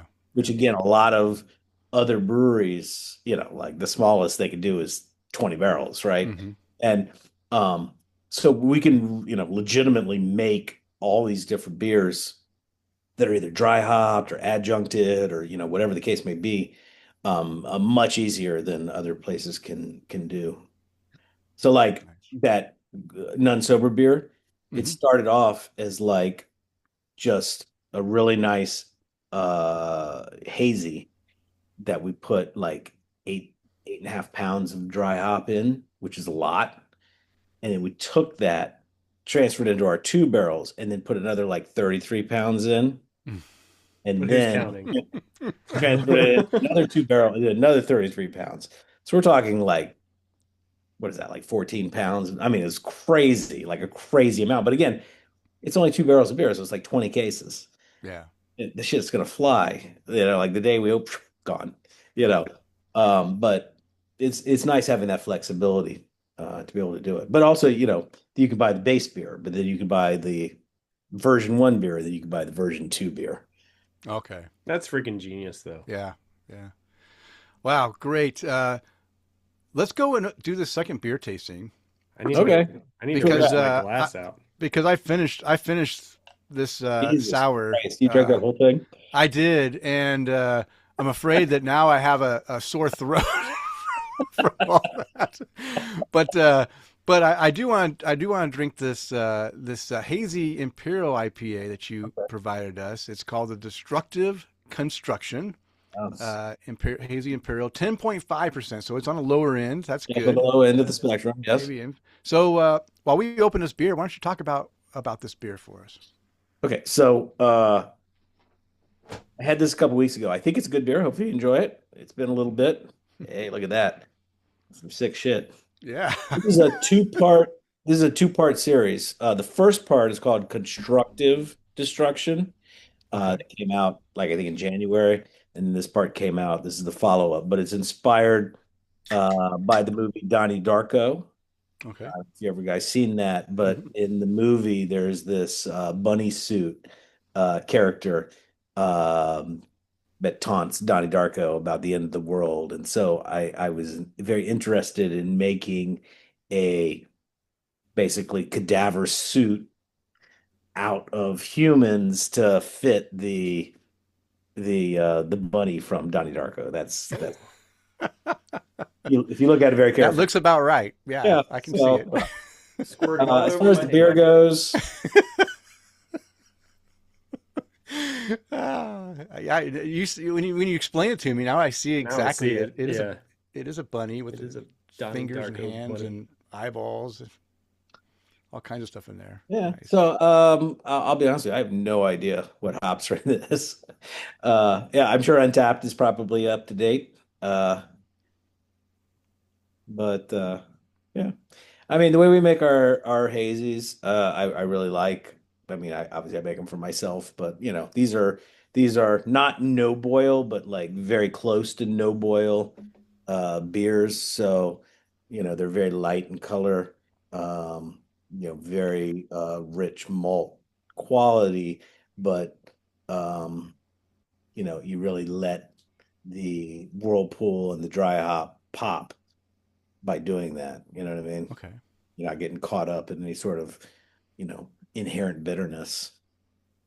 Makes the 10.5% beer go down the hatch. Yeah, yeah, exactly. Is that what you're drinking right now? No, No. uh I'm drinking a RAR beer, which is a brewery Oh, out of Maryland, Maryland, yeah. and they did a collab with Omnipolo, Oh, yeah. which is my Omnipolo is great. favorite international brewery. They've never called us, which I'm very sad about, but whatever. Um, yeah, it's good. It's Yeah, a I know. this is a no boil IPA. Okay. So yeah, I do enjoy Omnipolo. I have not had a single beer that I have not like just fallen in love with. They make some great beers. Um, okay, so when you say you bring it up, I guess this is I guess the question is, where did you learn? Did you learn to brew good hazies from another brewer that gave you some hints, or did you just follow the noise of hazies and just figure it out yourself? Because we all know that the beginning of hazies, when people started brewing them, they weren't brewing hazies with biotransformation, you know, on the mind. They were throwing flour and crap into it to make it look hazy, and it just wasn't working. But slowly, brewers started to understand what it really took to make the haze stay and not be gritty and be soft and have that all the qualities that a good hazy has. So how did you learn that We learned it from the School of Hard Knocks. Like we didn't even make an IPA for oh like three or 4 years. oh really? Oh yeah, no, I mean, I shouldn't even say that. I mean, I'm sure we made an IPA, but it fucking sucked. Like I mean, you know, I mean, because brewers can't survive without IPA. So I you'd be mean, surprised. I mean, we were so niche. We were so niche and just so specific that like it didn't matter, right? mhm, No one cared. But my brewer at the time was, we decided this is in like 2017. We already been in business for like 3.5 years, 4 years at this point, and we're like, we really need to up our game, and try to make some IPAs that are not going to suck. And what can we do? And so we literally set upon ourselves to, you know, we just made batch after batch mm, after batch. I can't even tell you. I mean, it's just never ending. And it was focusing on the water, focusing mhm, on the yeast, and obviously the grain is important and so many other variables. But like we were very focused on what can we do? Like this is a beer that we like. Let's try mhm, to reverse engineer it back to how they did it. And it definitely was not like, hey, let's do a collab with this other brewery and oh, hey, this is how we do it. Like we were not doing any collabs at the time. It was just mhm, we were so in our little funnel yeah, of doing things. And I think we had kind of like set off on like there was just like this one little spark. This is in like maybe 2018, a little spark of like, that's actually pretty good. Like we should probably explore that. Let's keep going down that path and let's see what happens. And again, batch and batch. And these people are like, oh, these are really good. And we're like, oh, they suck. Let's keep going. Let's keep going. Like these are good, but they're not great. Let's get to mhm, great. And so we worked and worked and worked and made batch after batch after batch. And really it came down to, you had to dial your water in. But again, that was a mhm, relatively simple matter. We had to dial the grain in of like cutting out the fat, but leaving what was important. And then the yeast, like the yeast is just mhm, I mean, it's so important. And then what gen the yeast is. mhm. So, Gen 1 versus Gen 4 are two different Yeah, beers, yeah. and Which is better, by the way, the Gen two's the 4? best. Two's the best. Two is the best. Okay, so you Oh, gotta have one use. one Two use. is just like perfect. Okay. It's 2, 3, 1, 4. That's how it goes. Uh, and then if you go beyond 4, again, I'm not saying it can be awesome, but like in terms of awesomeness, Yeah, you want that second gen where it's the yeast is like, woo, let's get at it. yeah. Let's do it. It's already started up and ready to Oh, roll. it's the best. It's the best. But like, how do you get all those peachy flavors and like Hmm. just, and that haze, that low Yeah, spot, the just haze flocculation. Also, The coloring is pleasant, Oh, so you Lord. don't And have a it's lot because of again, oxidation. we're on a oxidation. Obviously, that's huge, Yeah. huge concern. But like the other part of it is most breweries are steam fired. We're on direct fire. So like caramelization of our malt is a Oh huge yeah. concern. So like even 5 minutes of boiling, that beer, it has a brownish tint to it, not because of oxidation, because just we caramelized it. So like Yeah. Yeah. we're experimenting with no boil, um, or like a 5 minute boil type of thing. And it's just, it's a whole different ball of wax when you get Yeah. into that kind of stuff. But yeah, Well, so let what do me. you think? Yeah. So for one thing, I think the coloring is just right. It's what I want to see in a hazy. I can't see through it. Bonus points. It's not brown or green. Bonus points. Hmm. Head, nice fluffy white dense head that sticks around. Aroma, yeah, I get almost some melon notes in the background there, along with some stone fruit. Citrus, of course, is in there. Those same flavors kind of follow right into the or same aromas follow into the flavor. Super soft. I and the good news is I don't taste the 10.5% ABV, so it's a No, You win-win. trust me, you will feel it later. Yeah, don't so taste it. yeah, so it's no, it's a fine. In fact, I almost if I didn't read that it was an imperial hazy, it could almost fall into a hazy as far as the you know the uh, the the flavor and the I guess the I don't know. It falls right into a regular hazy and not like it's gonna have a lot of alcohol or a heaviness to it. It still feels pretty light, fluffy. Fluffy, Yeah, pillowy. so. Pillowy. Funny, it's funny because things have changed. Like I remember in 2011, like an 8% beer, I was like, oh, well, wow, that's crazy. It's 8%. That's crazy. And now that just seems like the sweet spot of like just a normal beer you might drink. But Yeah, I will tell you that one thing that we are good at Adroit Theory is hiding alcohol. Like, how do yeah, you make it so that, you can drink a 12% beer, but have no idea it's 12% beer. It tastes like a 7 or an 8% beer, right? yeah, That's a perfect example. Like, you can drink that all day. You might have trouble For a getting out of your while. seat. But like it doesn't taste boozy at all. There's no no, No. diesel, there's no, residual booziness that precedes the next sip. The whole thing is that each sip invites the next sip. Like yeah, just yeah. sweet enough, but not too much. It's just bitter enough, but not too much, right? I mean, it's that perfect balance. And we try to do that It's with our stouts too. yeah, It's, yeah. It how do you're you right. balance? It has a great balance to it because as you're drinking, taking the sip, you're feeling that yeah, there's a little bit of sweetness in there, but then the bitterness kicks in, and I I've appreciated the hazies that have been coming out that give you a little bit of a bitter kick in the finish, just to let you know that yeah, this nice smooth, softer feeling is great, but you know what? Sometimes you need to stop that smoothness right in the steps and with a little bitterness, and I appreciate that. This one just kind of like is a sinusoidal wave of a little bit of sweetness, a little bit of bitter, and just kind of like is balanced out through the whole, you know, from start to finish. It's really nice, and like I said, it drinks like a regular hazy.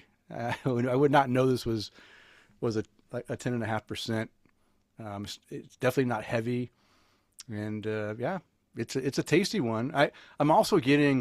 I'm getting so many flavors out of it. It's hard to like pinpoint like just a focused thing because in some sips I'm even getting almost like a fruity pebbles this type of fruitiness in there and then finish after I've already drank it and I just kind of have some lingering flavors in the back of my throat. I kind of get that little fruity pebbles kind of sensation as well. It's yeah, it's a pretty It's a damn in-depth, good beer too. yeah, in-depth layered beer, not just a standard hazy, which is good. I don't. I get tired of just drinking the same citrus hazies. all the time. I like to have some that have other flavors that, and I do enjoy when they throw in some melon or some berry character in there too with the hops, to give you some, some, different flavors. Well, I'm glad you enjoyed. I'm not a huge fan of like single hop, IPAs. They're very one dimensional. And I know what you're talking about, where it's just, I mean, it tastes great. Don't get me wrong. It Hmm. smells Yeah. great, looks great. You're drinking orange juice. It's delicious, right? But like, I don't know, you just need something else. Like I'm a big fan of like layering Yeah. 3 to 4 flavors on top of each other to try to make a cornucopia Hmm. of flavors versus just it tastes like orange juice, Yeah. Like, Yeah. I don't know. Yeah. That's the way I like to do it. And I always like to have a little bite at the end, Yeah. Nothing Yeah. crazy, but like No. just a hint to remind you that you're actually drinking an IPA versus just Yeah. Yeah. It's just enough that even a person doesn't like IPAs and they like hazies because it doesn't have that hoppy bitter finish, they'll like this one because it has everything they like, but just a little bit to get them transitioned into liking, regular West Coast, you know, yeah, bitter bombs. regular. The good Regular old IPAs. days. All right. Anything else, Kris, on this beer? So I was just looking up to you, Mark. You were mentioning that you weren't sure what hops went into it, but it was Nelson, Citra, and Rawaka Yeah, Rawaka, yeah. okay. was in there. Yeah. There you Um, go. That's the trifecta right there. yeah, well, it turned out, and I'm just getting kind of those peachy melon Hmm. pineapple. Um, but like you said, it's not just that one flavor and that's it. And kind of with Denny, it's like there's the hop, there's a little sweet, there's some hop, there's a little bit of sweet. It turned out really well. So thank Yeah. you for sharing this beer, Yeah, man. This is I great. do. Good, I'm great glad you beer. enjoyed it. Yeah. I do love myself some Nelson. I do love Yeah. myself. I love New Zealand hops, generally speaking. Yeah. Yeah. Yeah, they're good. They're definitely my favorite. So we use them a lot. But Okay, Mark, we have some lightning round questions that are just kind of quick. Whatever comes to the top of your head, just spit it out. We'll just go through them really quick. Just kind of a fun little segment we like to do. Are you okay with that? sure. 7. Okay, so what's your go-to shift beer after a long brew day? Oh, I think I already mentioned oh wait, you mean an Adroit Theory beer that we would make? Any. Or like Or any generally? beer, actually. You just got done brewing and you want to unwind with a beer. What is that beer? Oh, in my refrigerator, I have Schilling Alexander at all times. That is my beer that I drink when I get home from work, and I love Okay. it the most. But honestly, all the beers they make are excellent. Okay. Okay. All right. Favorite hop. No thinking. First one that pops into your head. Nelson, Nelson. Okay. A beer style you always order if you see it on tap anywhere. Not a brown Hoppy ale. West Coast Pilsner. Okay. That's a good one. What's a guilty pleasure beer? Macro or not? No judgment. Oh, hams. Uh, You ever had that hams? oh yeah, that's what I drank in high school. Yeah, yeah, I love it. Like, I literally have 2 cans of it in my refrigerator right now. Oh, Fucking love that shit. yeah. A few asterisks next to that, like it has to be the right situation. But I love that shit, dude. Yeah. Did you grow up in Virginia or did you live elsewhere? So I was born in Maine. I Okay. lived in Hawaii before moving to Virginia. And Okay. I've lived Virginia most of my life. I would consider myself a Virginian. So I Okay. never lived in Wisconsin. Hams, hello. I love it, dude. I also Yeah. like PBR and Natty Boh, which is a Well, Baltimore. Natty Boh. So I'm a Baltimore kid myself. So Oh, okay, cool. You yeah. know the Natty Boh. Yeah, no, no, it's Eyeballing you your got to make ass. sure you got to make sure you say it correctly though. It's Natty Boh. Hey, hon. Hey, Hey, hon. Natty Boh, That going to Natty take Boh. Natty Boh, go down the ocean. Yeah, I love it, dude. I Yeah. love it. I love it. So I know this is a fast round. This will be a very story. So I also love Miller High Life. It just amuses me to no end. And so a couple of years ago, Miller High Life released like a 32-ounce bottle, and the bottle was like had like texture to the outside of the bottle. Like it almost looked like a diamond. Like it was had all these little, articulation around Hmm. the bottle. Like, I mean, Hmm. it looked fantastic. And I think they were selling for like $8 for like a 32-ounce bottle of Miller High Life. I'm like, yes, yes, I will buy that. So I bought it, and it was Christmas time, and my in-laws came over and they were like, "Hey, what you got?" I've got this fancy beer here, and I broke my finest, like literally crystal wine glass.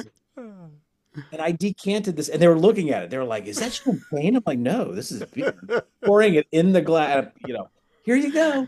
And this is the best beer I've ever had. This is delicious. I loved it. If you put it in the right glassware, in the right packaging, Hey, Miller High Life, baby. what are you doing? They're buying with their eyes at that point. Buying with their eyes and the presentation. They Oh, stuck their pinkies out, and they're like, "This is the best I've ever Yes. had. I've never had a beer better than this." Yeah. oh. Okay. If you could collaborate with any brewery tomorrow, who are you calling? Brewhouse in the United States, followed by Firestone Walker, Omnipolo on the Mm, other side of the ocean. nice. Good choices. If you had to describe Adroit Theory using one word, what would it be? Metal, Metal. Yeah. Very nice. Very metal. nice. It doesn't have to You're be heavy metal. It could be also other forms of metal. okay. I love Okay. heavy metal. All right. So your dream location to open a second tap room anywhere in the world. Tampa, Florida. Oh, Yeah. wow. Why Tampa? Why? Well, first of all, I love warm weather. Virginia is very nice. We have four seasons, but Jesus Christ, it is fucking cold. And I mean, I love Florida, dude. I love Florida. We go there on vacation all the time. And I love Tampa. Okay. I love the West Coast. I want they still call it the Gulf of America, or is it the Gulf of Mexico? Well, listen, in our house, it's the Gulf of America. Yes. Yes. The Gulf of America, dude. I mean, Uh, what else do you need? Well, let me know if you come into the area. I'd love to buy I you a will beer, do it man. with, yeah, I mean, yeah. Yeah, I love Florida. I'll shoot you a text after we get off either today or tomorrow. Just to say hey. Okay. Excellent. All right, the most Virginia thing about your beer or your brewery. Mm. Yeah, that's a hard one. yeah. Like we don't even use. What's funny? Okay, so this always is. So like, there's breweries in Virginia that like make a huge point of like, oh, we used Virginia grain and we used Hmm. Virginia hops and we used Hmm. Virginia. I'm like, fuck you, man. Like, we buy the best grain we can find, which is not in Virginia. We buy the best hops we can find, which are not in Virginia. And yeah, we use Virginia water. Okay, whatever. I don't know. I love Virginia. Don't get me wrong. It's a good state. I like it. I'm here, but I think you should utilize the best resources that are available to you. Okay, so the water then. So the water, yeah, The most the water. Virginia thing about your beer or your brewery is it's for It's the water. lovers. Yeah, the water. It's for lovers. For lovers, yes. All Literally right. for lovers. That's right. What's one brewing trend you hope sticks around and one you hope disappears forever? Yeah, we talked about this, right? So Yeah, I no brew. boil, no boil. So when I buy hazies as a consumer, because I will buy beer, like people aren't giving this to me, I have to go buy it. Like I want a beer that is white, opaque, white. There is no brown or even golden tones to it. So like Brewhouse makes these, RAR has started making I these. just had one a couple days ago from RAR. A white. I want it to be white. It looked like they poured me a glass of milk. Exactly. It needs to look like milk. And you're just like, what? I mean, because it's a lot of work. It is a lot of work to get that to happen. So that So, is what I'm into. Um, if I ever see a reddish tone West Coast, I could live without that. I love West Coast that look like Pilsners. You know what I mean? mhm. Like that is what I'm into. I don't Okay. want any reddish tonality whatsoever in that beer. And I know that's old school, and I know some people love that. And again, there's a time and a place for it, and I will never poo-poo on somebody's what they want to do. But I'm saying for myself, it needs to look like a Pilsner, like golden, bright, crystal clear, just a hint Nice. of golden tonality to it, bursting with dank, dank goodness. I don't want juicy, I want dank, dank, dank. Wow. That is what I'm into. Okay. Solid Nice. answer to end out that lightning round. That was it, Mark. You Oh, made it through the entire show, hey, and I and you did it. only went off topic what once? You never went off topic. You know what? I wasn't counting. Excellent, excellent. No, no, no. Everything's open on this show. We just ask questions to get you talking, and then if you want to talk about whatever story, we love stories. So that you didn't get off topic at all. It was perfect, and you have some good stories too. Oh, okay, cool. All right, So before we let you go, I just want to make sure I thank you again for sending out the beers to Kris and I. We really do appreciate it, and the beers are fantastic, and we'll be drinking some more of them on the future shows. So thank you for that, and of course, thank you for showing up and chatting with us. I know your time is busy with all those half barrel brews you got to brew every day. And we do appreciate you taking some time to chat with us and our listeners to tell about your personal craft beer journey and about Adroit Theory. It's been a great conversation, so thank you. Oh, thank you guys for having me, and I appreciate it. Glad you guys enjoyed the beers. Yeah, and is there any, like, we'll give you a chance to give a shout out or to tell people how they can find Adroit Theory and where you're distributing to if they don't know where you're at, or whatever you want to say. You can give a few minutes just to spout out some stuff. Sure. Obviously, if you come visit us in Virginia, Mhm. you're going to get the best, right? The Because best. that's, what's coming out every day, and, it turns over weekly.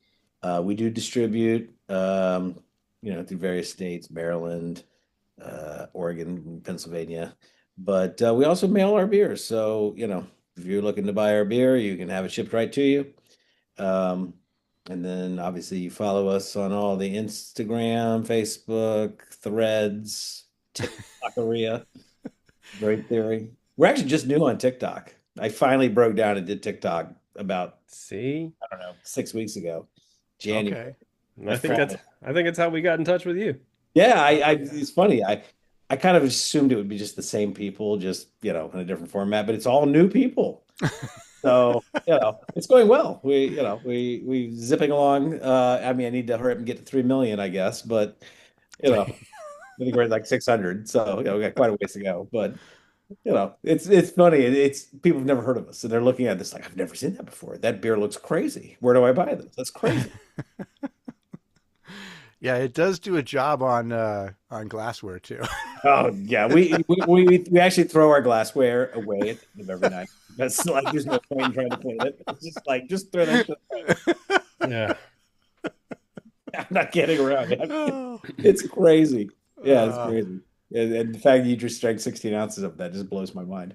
I drank 32 ounces. 32. Oh, you drank the whole Yeah, thing. listen, I drank this whole thing. It's empty. just like your beers, well. we went big or we went home, and boys, we went big today. Well, hopefully you enjoyed it, and good luck tomorrow. Thank you. Yeah. I got some dogs to work tomorrow. We'll see how it goes. Good Oh. luck with that. Yeah. Eating spicy food, it's like, yeah, it's delicious. Mm. Yeah. Okay. Well. All right. Anything else, Kris? I was just gonna again say, Mark, thanks again for the beers, for the time, sir, and just to repeat, if you're in the Tampa area, let me know. Yes. And thanks again, and we'll be putting the show out. Comes out on Thursday on all the major A podcast lot of platforms. editing you need to do between now and Thursday. That's a lot. I mean, no pressure. No pressure. No pressure. I'll send you over my writer. No side profile. I need some M&Ms, and yeah, we're good. We only do the ones with peanuts in them, so if you're not allergic. Wait, they make M&Ms without peanuts in them? No. Oh, okay, good. Okay. Never mind. All right, man. Thanks again. Have a great night. We'll talk to you All soon. right, thank you. All right. Thanks, Mark. All right. Wow. Great interview with Mark. Really enjoyed learning about Adroit Theory and some great information. Beers and stories and Beer stories, everything. Yeah. Yeah, the beer, this is all I have left of that double IPA. I'm going to definitely be filling it tomorrow with all that peaches and cream and crumb cake. That was a lot. They shouldn't sell those in We did, crowlers. Listen, I don't think they normally would, but he was probably like, well, this one won an award recently, so let's Yeah, it's a send this one gold. out. Yeah, gold medal on Oh, Untapped Community. you know That's what's good about great. peaches though, Denny? Lots of fiber. Yeah, I'm already You're fibered already up. fibrous. Yeah, I get lots of fiber every day. Oh Okay, man. well, we are running a little bit long. Let's finish this show up, but Yeah. we do have some more upcoming interviews. We have Tom Everett from Von Trapp Brewing. He'll be joining us on March 30th. We will be starting a half hour early that night. We'll be starting at 8 o'clock Eastern Eight, time. 8 o'clock Eastern that day. So keep that in mind if you want to join us live. And we just today, we Yeah. got Craig Snyder of Pontoon Brewing. He signed up to join us again for a second interview visit on May 11th. So look forward to that. I'm hoping that means he'll be sending us some more Skittles beer and other cool stuff that they're doing Oh, over come in on. Georgia. Come on. We have another one and I was trying to Oh, is there click another into our one? calendar. Yeah. And I'm trying to, do this and make sure Okay. tap the craft, go to the Google Calendar. Oh, wow. Vulture's Peak Brewing. Let me pull this up on the calendar. They are out of, I'm not going to answer that until I have it in front of me. Okay. Okay. Um, All right. So Vulture's Peak. That's a new one. That just happened today too then? no. Or oh, it happened. Uh, How come I didn't see the notice? I don't know. Oh, when is that one so I can be prepared? This is great. April 13th. Bryce April 13th. Webster with Vulture Peak Brewing. Okay. April 13th, Vulture Peak. Yep. Wickenburg, Arizona. There we go. Okay. Okay. Excellent. All Caden's right. barking at something. I don't know what he's barking at. Oh, man. Tina's Keep the trying to neighbors sleep. up, I'm huh? gonna get my ass kicked. Well, we'll be done here in a second. So we Okay. did get some feedback from the last show. Eric Scotty Ward wrote us an email. He says, "Thanks for talking about the process of sourgoot on the show." And in quotes, he says, "Glad you asked. I did make a sourgoot Let me go get him. and used it in two beers. It is a process. It is a process to make the sour wort and create an environment for the lactobacillus to thrive. Holding the wort at 120 degrees for 5 days. Wow, that's got to be a task.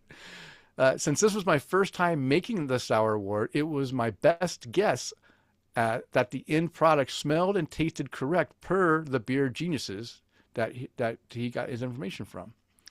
I used the additive. I used the additive in an amber rice lager and a doppelbock. Neither beer was to my liking. One, I added too much sourgoot. The other, I had some technical difficulties in the mash portion of my brew, which affected the final outcome. But I will keep at it. I am making another quart of sourgoot. I will try it in a Helles lager or a Kolsch. Let's see what the next experiment brings. So thanks, Eric, for giving us some feedback on your sourgoot experience. It sounds like you're going to keep trying until you get it right, and maybe this next batch you'll have two um, good beers with your sourgoot. Some Goot beers. Yeah, some Goot beers. If you want to Mm-hmm. be like Eric Scotty Ward and leave us an email, you can do that at taptocraft@gmail.com. We'd love to hear your comments, feedback. Voicemail. No voicemails this week. If you want to leave us a voicemail, you can call us at 208-536-3359.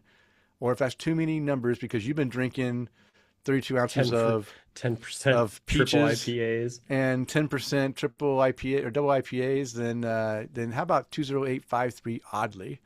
Leave us a voicemail. We'd love to hear your voice, and we'll play it on the air. And we're gonna skip through the Untapped the Craft, Kris. It's already been 2 hours. You okay with that? Okay. And new and noteworthy beers? Nope. Neither of us have any new and noteworthy that we are going to talk about tonight. Nope, not Unless tonight. you had some from your trip that you Nope. went on. You know what? Okay, we'll touch on that real quick. I was kind of disappointed in Texas. Is what I'm gonna say. I'll admit I wasn't in the most populated area, Hmm. but I did come. Denny, I wish I would have just had a nice solid Total Wine to go to. Wow. So you didn't have anything. I brought home, here, I'll tell you what I brought home. I brought home one single 12-ounce can of beer. It was an oatmeal stout from a local brewery. Okay. I didn't try it yet. I haven't had it yet. Um, but man, we had a section of our trip that uh, I had 3 or 4 places scoped out that I was going to stop. Mhm. And I stopped and left Oh wow. and stopped That good, huh? and left. Um, Oh, so okay. it was tough, but I can't, I can't give it too much grief just because, man, it is not easy to have a store that sells beer and alcohol alone, but let alone put a section in for just craft. Yeah. Um, that's got to be so tough. And then to bounce around from brewery to brewery to brewery just wasn't in the cards. I did find a really nice local restaurant that I got to stop into the night before I left.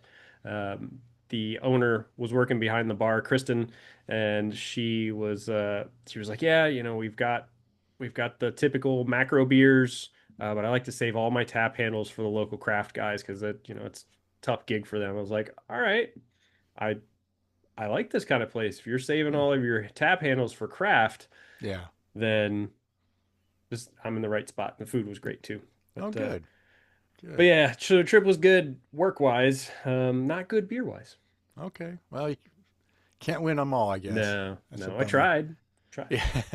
Try again soon.